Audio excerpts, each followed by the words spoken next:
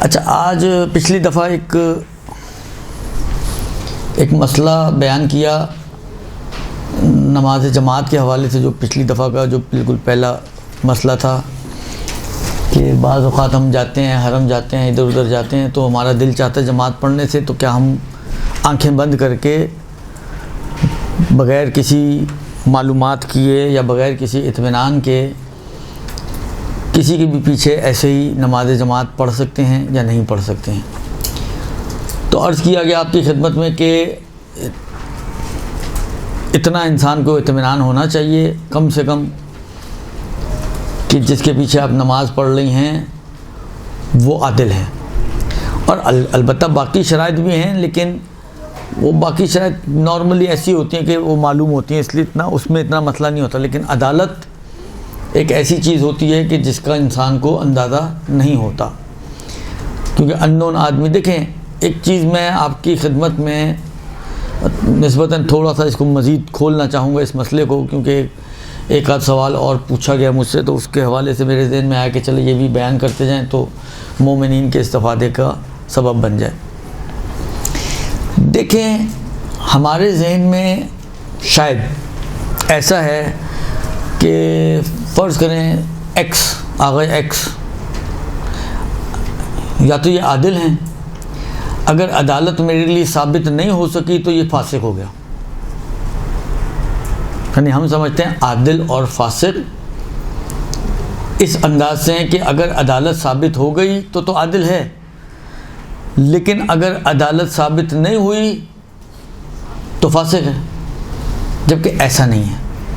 یہ ایک بڑی غلط فہمی ہے، اور اسی غلط فہمی کی بنا پر بعض اور دوسری مشکلات بھی وجود میں آتی ہیں. یوں سمجھ لیں کہ ہمارے پاس 3 کیٹیگریز بن جاتی ہیں، 2 نہیں بنتی ہیں کہ آپ کہیں کہ ایک نہیں ہے تو پھر دوسری ہی ہوگی. 3 کیٹیگریز بنتی ہیں افراد کی. ایک وہ فرد ہے کہ جس کے بارے میں معلوم ہے کہ یہ عادل ہے، علم بے عدالت ہے اس کی، یا اطمینان بے عدالت ہے. ایک اس کے برخلاف ایسا انسان ہے کہ جس کی فسق کا علم ہے، معلوم ہے کہ فاسق آدمی ہے، یا اطمینان ہے کہ فاسق آدمی ہے. ایک وہ انسان ہے جس کی عدالت اور فسق مشکوک ہے، نہ ہم عدالت کے بارے میں کچھ طے کر پائے اور نہ ہی ہمارے پاس کوئی ایسی دلیل ہے جس سے اس کا فسق ثابت ہو سکے. یعنی مرحلہ ثبوت تک نہ عدالت پہنچی اور نہ ہی فسق پہنچا. اس شخص کو کہتے ہیں مجہول الحال. مجہول المالک تو سنا ہے آپ نے، بہت بینک کے مسائل میں آتی ہے بات، مجہول المال مجہول المال. یہ ہے مجہول الحال، میم کو ہے بنا دیں بس. مجہول الحال یعنی ایسا انسان جس کی حالت معلوم نہ ہو. اب نہ آپ اس کو فاسق کہہ سکتے ہیں اور نہ ہی آپ اس کو عادل کہہ سکتے ہیں. کہنے کے اعتبار سے آپ دونوں میں سے کوئی بھی عنوان یا ٹائٹل اس کے اوپر فکس نہیں کر سکتے کہ آپ کہیں نہیں مجہول ہے چلو عادل مان لو، مجہول ہے چلو فاسق مان لو. نہیں، نہ یہ عادل ہے نہ یہ فاسق ہے، یہ ہے مجہول الحال. اس کی حالت فسق اور عدالت کے اعتبار سے ہمارے لیے کلیئر نہیں ہے، ہمارے لیے روشن نہیں ہے، یا ہمارے لیے ثابت نہیں ہو سکی. بس اگر میں کسی کے پیچھے نماز نہیں پڑھ رہا تو یہ نتیجہ جو بعض لوگ دیکھتے ہی نکالتے ہیں، اس کا مطلب ہے یہ آقا اس کو فاسق مانتے ہیں. یہ غلط ہے، یہ انتہائی غلط ہے. اور اگر آقا کی طرف نسبت دی جائے تو تہمت ہے. درست؟ اس لیے کہ ہو سکتا ہے آغا جو اس کے پیچھے فرض کریں XYZ کے پیچھے نماز نہیں پڑھ لے تو وہ اس وجہ سے نہ پڑھ لے ہوں کہ یہ فاسق ہے، بلکہ اس لیے نہ پڑھ لے کہ مجہول الحال ہے، ان کو نہیں پتہ کیسا آدمی ہے. بھائی کراچی میں اتنے سارے مولوی حضرات موجود ہیں، آپ 10 کا نام لیں، میں شاید 10 کے 10 میں سے کہوں گا مجھے نہیں معلوم کون ہے. ایسے علماء حضرات موجود ہیں، یا اتنے علماء اور طلاب موجود ہیں کہ سب کو تو میں جانتا ہوں، یا بائی نیم جانتا ہوں، یا بائی فیس جانتا ہوں. یہ تو ضروری نہیں ہوتا نا. آپ کے اپنے محلے میں کتنے لوگ رہتے ہیں، کتنوں کو آپ بائی نیم جانتی ہیں؟ آج کے زمانے میں بلڈنگ میں رہتے ہوئے جہاں پہ بہت ایک محدود محلہ، تو آپ کہیں جی انچولی تو ایک پھیلا ہوا محلہ ہے مثلا، لیکن آپ ایک چھوٹی سی بلڈنگ میں رہ رہے ہوں جس میں 8 10 12 فلیٹ ہوں، آپ کو نہیں پتہ ہوتا کہ آپ کے اوپر والے صاحب کا کیا نام ہے اور آپ کے نیچے والے صاحب کا کیا نام ہے۔ تو کہنے کا مقصد یہ ہے کہ نہ جاننا مساوی نہیں ہے فاسق سمجھنے کے۔ دیکھیں، نماز جماعت پڑھنے کے لیے جاننا ضروری ہے کہ آپ کے لیے اس کی عدالت معلوم ہو، یا تو یقینی طور پر یا اطمینانی طور پہ۔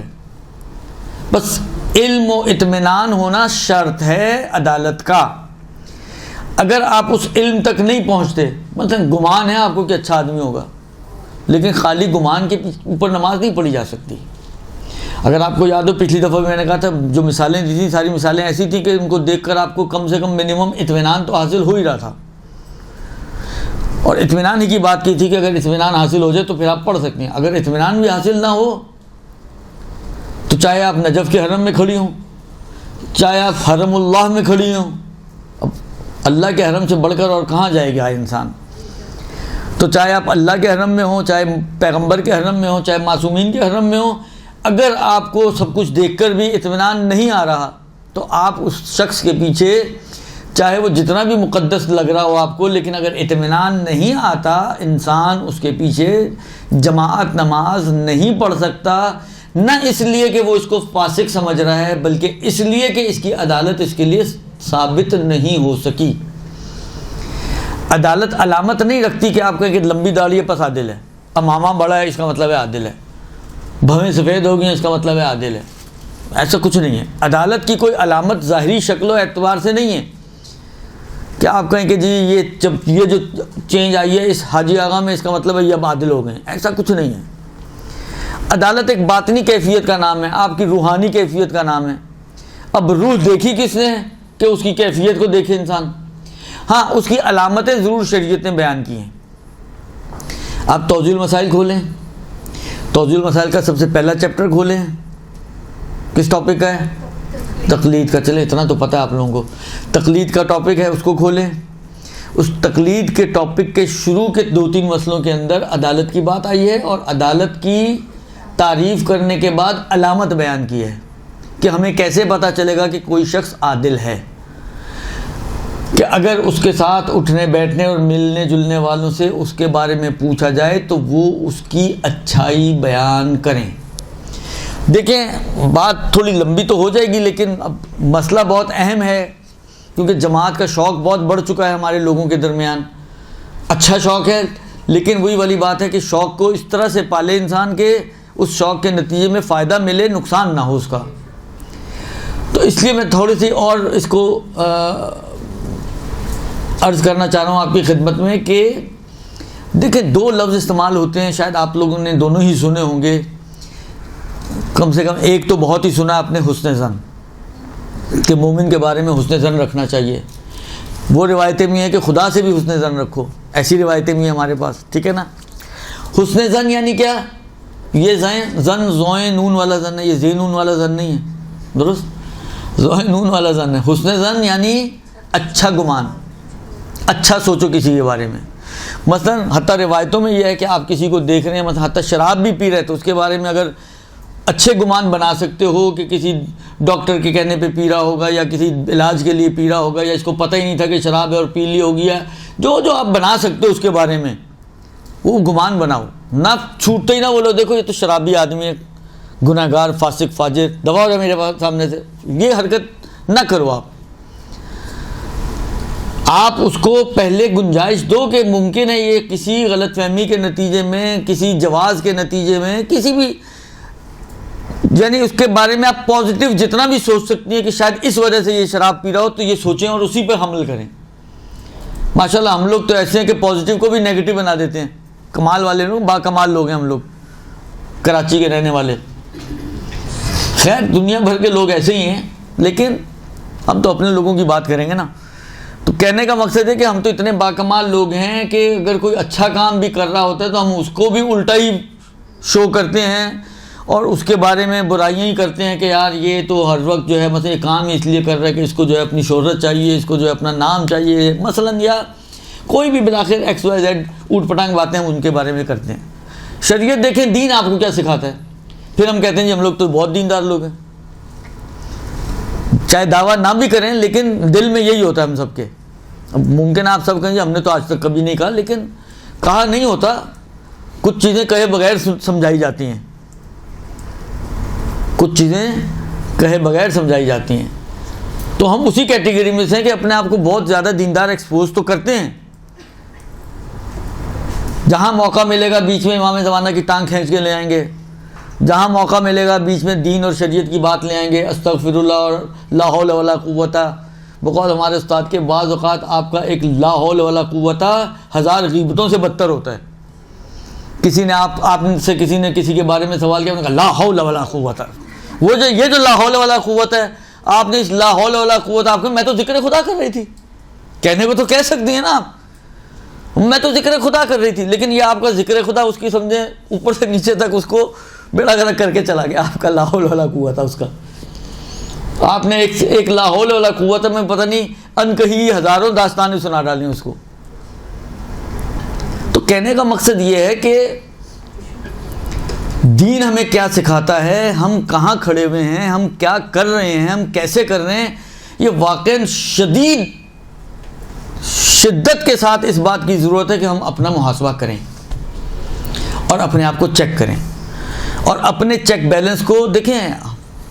میں آپ کو دھوکہ دے سکتا ہوں، آپ کو اپنے آپ کو دھوکہ دے انسان تو پھر سوچ لیں پھر اس انسان کا کیا حال ہو سکتا ہے، اس کو آپ کہاں سدھار سکتے ہیں آپ۔ یعنی جو انسان اگر اپنے آپ کو بھی دھوکہ دینے پہ تیار ہو جائے اور اپنے آپ کو بھی مس گائیڈ کرے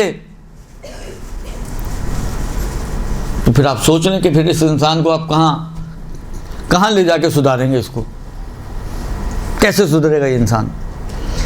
لہذا کم سے کم اگر آپ دوسروں کے ساتھ فیئر نہیں ہیں تو اپنے ساتھ فیئر بنیں۔ اپنا محاسبہ کبھی بھی 4 آدمیوں کے درمیان بیٹھ کے نہ کریں، اپنا محاسبہ تنہائی میں کریں جہاں پہ آپ ہوں اور آپ کا خدا ہو، اور محاسبہ ایسا کریں کہ جو خدا کو حاضر ناظر جانتے ہوئے کریں آپ، کہ یہ جو آپ نے آج گھر میں چال چلی ہے یہ کس بیس پہ چلی ہے، یہ جو حرکت آپ نے کی ہے یہ کیوں کی ہے۔ اس وقت جو ہمارے گھروں کی صورتحال چل رہی ہے، خاص طور پہ ان گھروں میں جہاں پہ کمبائن فیملیز ہیں اور مل جل کے سب لوگ رہتے ہیں، نندیں بغیر شادی شدہ ہوں یا بعض اوقات طلاق والی ہوتی ہیں، یا مثلا فرض کریں دیورانی جٹھانی وغیرہ سب مل کر رہ رہے ہوں، تو وہاں پر تو اصلا زنانہ پالیسی تھی، کیا کلنٹن نے سیاست لڑی ہوگی، کیا کسی اور نے، میں برے نام نہیں لینا چاہ رہا، خیر یہ تو اچھے تو یہ بھی نہیں ہے، لیکن بالآخر ان کی کیا سیاسی پالیسیز ہوں گی جو ایک خواتین کی گھر میں رہتے ہوئے سیاسی پالیسیز ہوتی ہیں۔ جب کسی کو گندہ کرنے پہ آتی ہے تو کس انداز سے گندہ کرتی ہیں۔ ڈرامے مجھ سے زیادہ آپ لوگ دیکھتے ہوں گے، مجھے تو موقع ہی کم ملتا ہے ڈرامے دیکھنے کا، لیکن آپ لوگ دیکھتے ہوں گے ڈرامے، نہیں دیکھتے تو دیکھیں کم سے کم عبرت کی نگاہ سے تو انسان دیکھیں۔ میں ایک بات کرنے تو جا رہا ہوں، پتہ نہیں اس کا ریئیکشن کیا ہوگا، واللہ عالم، لیکن بہرحال ایسا نہیں ہے کہ ٹی وی پہ جو ڈرامہ آ رہا ہے سب برا ہی ہے، یہ ذہن میں رکھیں ہمیشہ۔ آپ بعض اوقات بعض چیزوں کو سوچنے سمجھنے عبرت کے لیے سیکھنے کے لیے بھی انسان بعض چیزیں دیکھتا ہے۔ ضروری نہیں کہ آپ ڈرامہ دیکھ رہے ہیں تو اس کا مطلب یہ کہ آپ کوئی بری خاتون ہے۔ ہم لوگ تو اگر دیکھتے بھی ہیں تو چھپاتے ہیں کہ یار میں تو نہیں دیکھتا، میں کبھی کبھی دیکھتا ہوں، میں تو کہتا ہوں، لیکن یہ ہے کہ ایسا نہیں ہے کہ آپ اگر دیکھ رہے ہیں تو آپ کہیں جی پتہ نہیں کتنا بڑا گناہ کر دیا، کسی کو پتہ چل جائے گا تو فاسق فاجر بنا دے گا، ایسا نہیں۔ ڈرامے میں مین جو مشکل ہے اس وقت وہ میوزک کی ہے، سب سے بڑی مشکل اس وقت میوزک کی ہے۔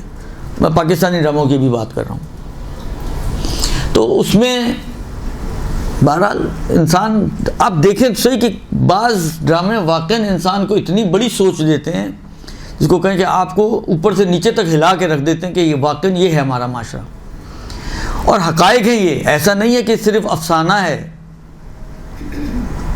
آپ اپنے اطراف میں دیکھیں گے تو آپ کو نظر آئے گا یہ حقائق پہ مشتمل چیزیں ہیں، بعض تو خاص طور پر اس میں کہ جو ہمارے گھروں میں ہو رہی ہیں اسی کو دکھایا جا رہا ہے کہ دیکھو یہ ہو رہا ہے۔ یقین مانیں فائدہ بھی ہے تو پھر نقصان بھی ہوتے ہیں انسان کو۔ سب سے بڑا فائدہ یہ ہوتا ہے کہ انسان کم سے کم چوکنا تو ہو جائے کہ گھر میں کیسے رہنا ہے، اتنا معصوم نہ بنے. لیکن دوسرا نقصان جو اس کا ہوتا ہے یہ ہوتا ہے کہ رشتوں سے انسان کا اعتماد ختم ہو جاتا ہے کہ انسان کس رشتے پر اعتماد کرے، کس رشتے پہ اعتماد کرے. خیر پتہ نہیں کہاں سے کہاں چلا گیا، کہاں سے شروع ہوئے تھے؟ ہاں حسن ظن پہ.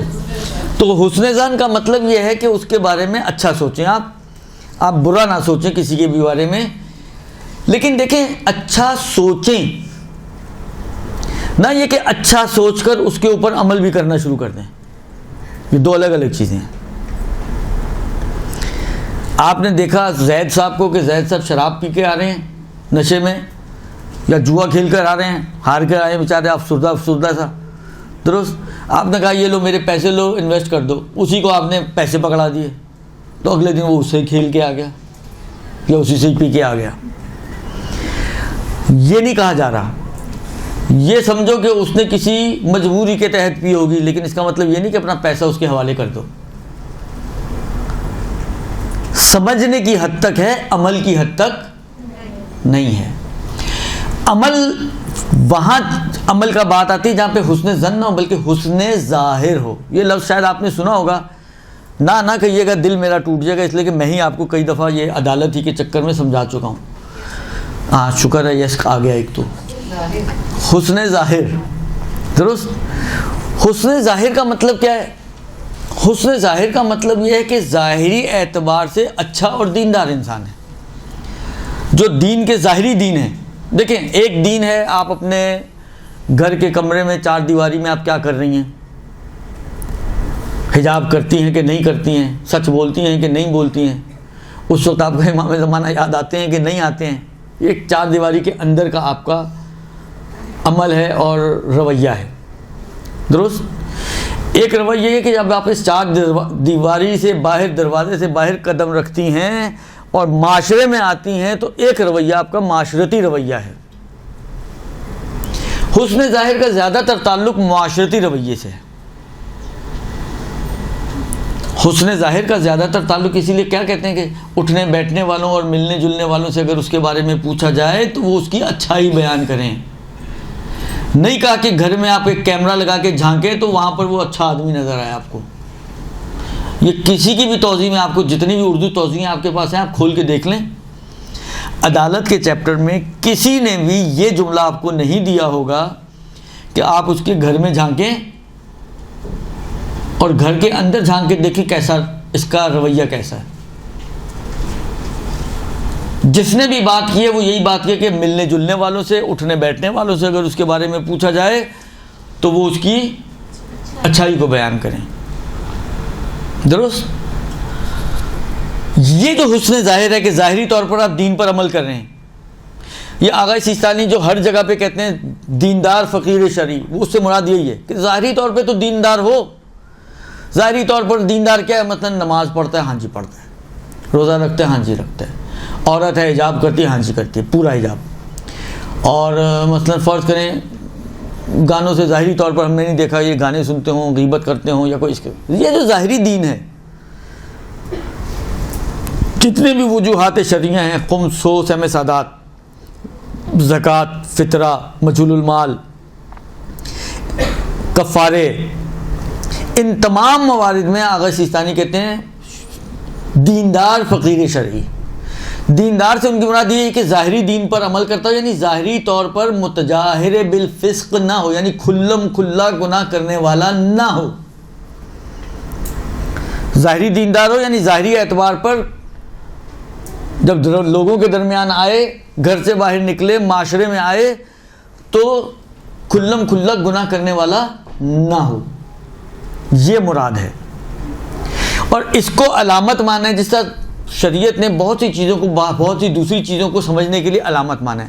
آپ جاتے ہیں مسلمان کے بازار سے گوشت لے کر آتے ہیں، سوق مسلم، سوق یعنی بازار، مسلم یعنی مسلمان، سوق مسلم علامت ہے اس کے حلال ہونے کا، شرعی طریقے سے ذبح ہونے کا.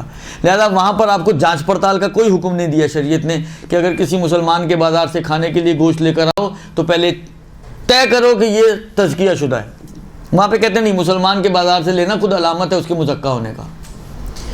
درست. یہ ہاتھ میرے ہاتھ میں ید کہتے ہیں نا ہاتھ, ید اللہ فوق ایدیہم, ہاتھ یہ میرے ہاتھ میں, یہ میرا ید ہے اس کے اوپر, تو میرا تسلط اور میرا ید ہونا علامت ہے اس بات کا کہ یہ میری ملکیت ہے. جو حضرت زہرا کے فدق کے مسئلے میں بھی بات کرتے ہیں نا کہ ان کا قبضہ چھڑوا کر چھینا گیا, جب ان کا قبضہ تھا تو ان کا قبضہ ہونا علامت ہے اس بات کی کہ ان کی ملکیت ہے. وہاں پہ بھی یہی بات کرتے ہیں اگر آپ کے ذہنوں میں ہو تو, درست, اور سنی ہو تو ید علامت ہے ملکیت کی. اسی طریقے سے حسن ظاہر کو علامت مانا ہے عدالت کے لیے کہ حسن ظاہر کاشف از عدالت ہے. یعنی حسن ظاہر اگر کسی کا پتہ چل جائے آپ کو کہ اچھا دیندار نیک, مثلا آپ جب اٹھنے بیٹھنے والوں کی بات آئیں گی, مثلا آپ نے محلے کے پرچون والے سے پوچھا, اس نے کہا یار ہمیشہ پیسے دے دیتے, کھاتا نہیں ہے میرے پیسے. محلے کے دودھ والے سے پوچھا, اس نے کہا ہاں یہ پیسے تو حالانکہ وقت پہ چالو نہ بھی دے لیکن پیسے کھاتا نہیں ہے یہ. کسی اور سے آپ نے پوچھا, ہاں مثلا یہ کوشش کرتا ہے کہ گناہ نہ کرے یا اپنے آپ کو گناہوں سے بچائے یا اپنی عبادتوں کو انجام دے. تو یہ جو حسن ظاہر ہے نا, یہ کشف کرتا ہے اس سے کہ یہ عادل ہے, یعنی علامت بر عدالت ہے. لہذا اگر حسن ظاہر ثابت ہو جائے کسی کا تو عدالت ثابت ہو جاتی ہے, لیکن حسن ظن ثابت ہونے سے عدالت ثابت نہیں ہوتی. حسن ظن کا حکم ضرور دیا ہے لیکن اس حسن ظن کے اوپر عمل کرنے کو نہیں کہا شریعت نے, لیکن حسن ظاہر پر کے مطابق عمل کرنے کو کہا ہے شریعت نے کہ جب عدالت ثابت ہو گئی تو اب آپ اس کے پیچھے نماز بھی پڑھ سکتے ہیں, اب آپ اس کو طلاق کے لیے گواہ بھی بنا سکتے ہیں, اگر یہ مجتہد ہے تو اب آپ اس کی تقلید بھی کر سکتے ہیں, وغیرہ وغیرہ وغیرہ جو بھی احکام عدالت پہ مترتب ہوتے ہیں. تو یہ دو چیزیں الگ الگ ہیں, ہم ان میں مکس اپ کر جاتے ہیں. ہم کہتے ہیں جی حسن ظن کا حکم دیا, اللہ اکبر, حسن ظن رکھو جی, اللہ اکبر. حسن ظن اللہ اکبر نہیں لے کر آتا, حسن ظاہر اللہ اکبر لے کر آتا ہے. حسن ظن کی بیس پر آپ وہاں کھڑے ہو کے حسن ظن کرتے ہوئے کہیں جی میں جماعت پڑھ لوں, یہ کافی نہیں ہے.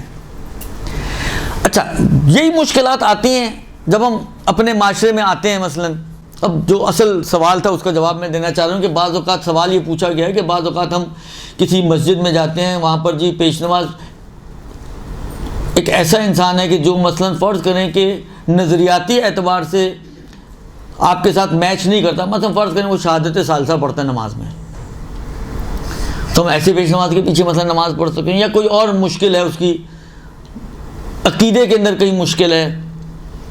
مثلا جس طرح ہیں ایسے لوگ معاشرے میں تو ہیں جو عقیدے کے مرحلے میں مثلا جناب زہرا کو مثلا حالانکہ اتنا وہ نہیں سمجھتا کہ ان کے اوپر ظلم ہوئے ہوں, یا اس قسم کی کوئی بھی اور چیز. تو اس قسم کے افراد کہ جن کے ساتھ آپ کا نظریاتی اختلاف ہو اور شدید اختلاف ہو, تو آیا اس قسم کے افراد کے پیچھے آیا نماز جماعت پڑھی جا سکتی ہے؟ اب آپ گئے ایک ایسے صاحب کھڑے ہوئے ہیں جو آپ کے نظریات کے ساتھ میچ نہیں کرتے. دیکھیں, اول تو یہ کہ ہر نظریہ ایسا نہیں ہے کہ جو سبب بنے کہ انسان گنہگار ہو جائے یا انسان شیعہ ہونے سے خارج ہو جائے. ہاں, جناب زہرا کے بارے میں اگر کوئی بات کرے تو ممکن آپ کہیں کہ یہ جو ضرورت مذہب تشیع ہے لہذا وہ شیعہ ہی نہیں رہا.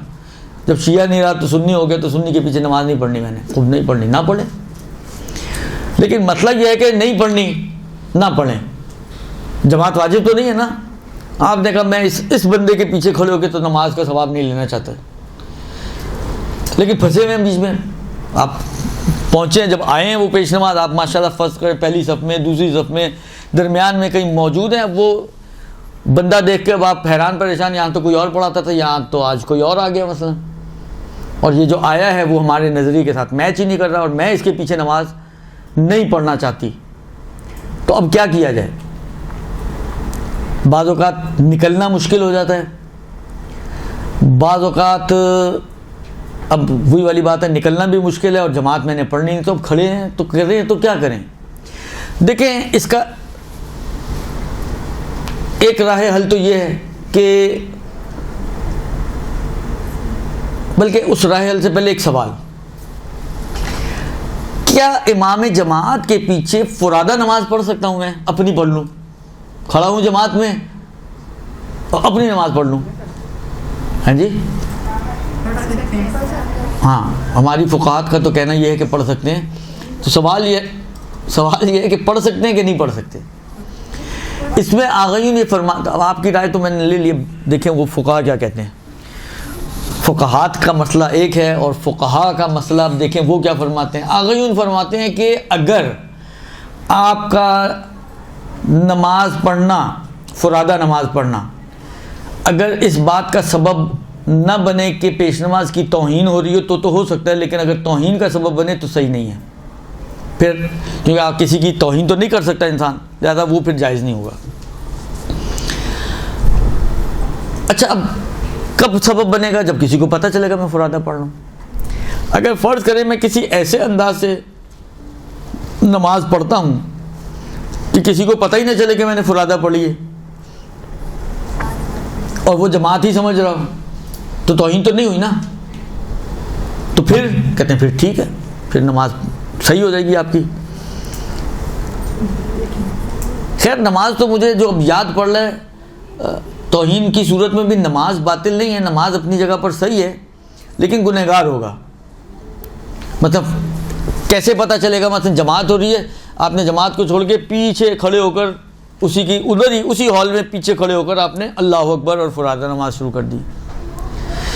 اور میں نے کہا نا کہ ہمارے معاشرے میں پیچھے فرادہ پڑھنے کا مطلب یہ ہے کہ گویا آپ نے تو اس کو فاسق بنا ہی دیا، اگرچہ میں پہلے شروع میں کہہ دیا کہ یہ ضروری نہیں ہوتا، لیکن جو معاشرہ ہمارا، تو یہ ممکن ہے توہین کا سبب بنے، تو اس کی نماز تو ظاہراً اپنی جگہ پر ٹھیک ہے لیکن گنہگار ہوگا۔